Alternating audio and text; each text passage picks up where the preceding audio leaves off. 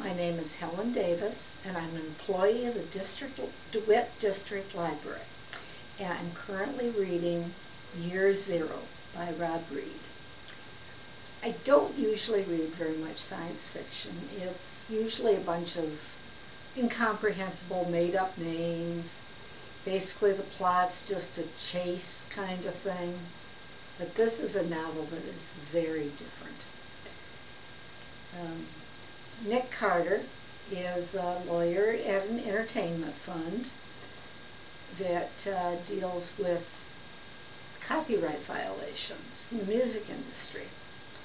And he thinks he's close to getting fired, but so he's sitting in his office late one day when suddenly a couple of people appear in his office.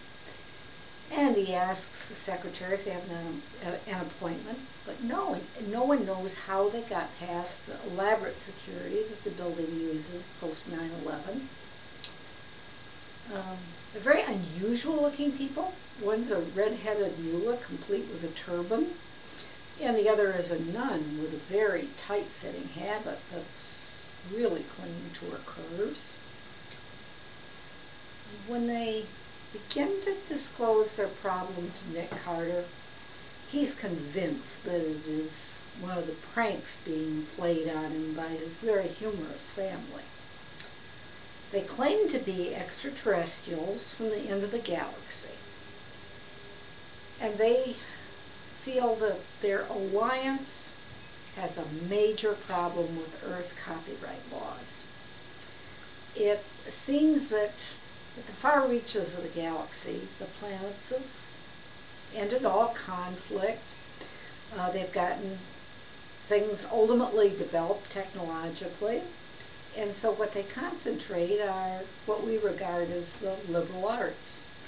They have impeccable architecture, beautiful art, but the area that they fall short in is music.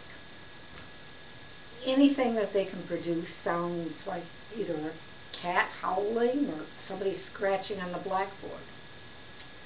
And so, in what they term Year Zero is the date in 1977 when radio waves from Earth reached their galaxy.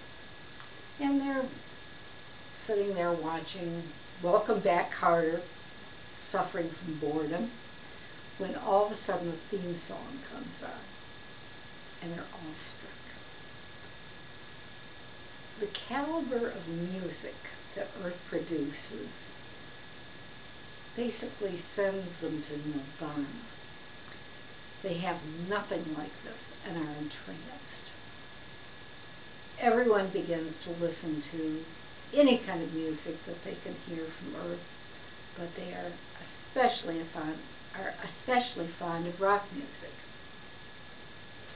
But this alliance of planets has been committed to always obeying laws of the planets that they consider undeveloped areas that they're working with. And they realize that they have violated Earth's copyright laws to the tune where they owe far more than the sum total of all their possessions. And that's unacceptable. So now they need a good copyright lawyer. The intriguing reason that they chose Nick Carter is the fact that they're under a little misconception because he has the same name as one of the singers from the Backstreet Boys. This is just an example of the obscure humor in this. Reads in many ways like an even funnier Hitchhiker's Guide to the Galaxy. Science fiction that I enjoy.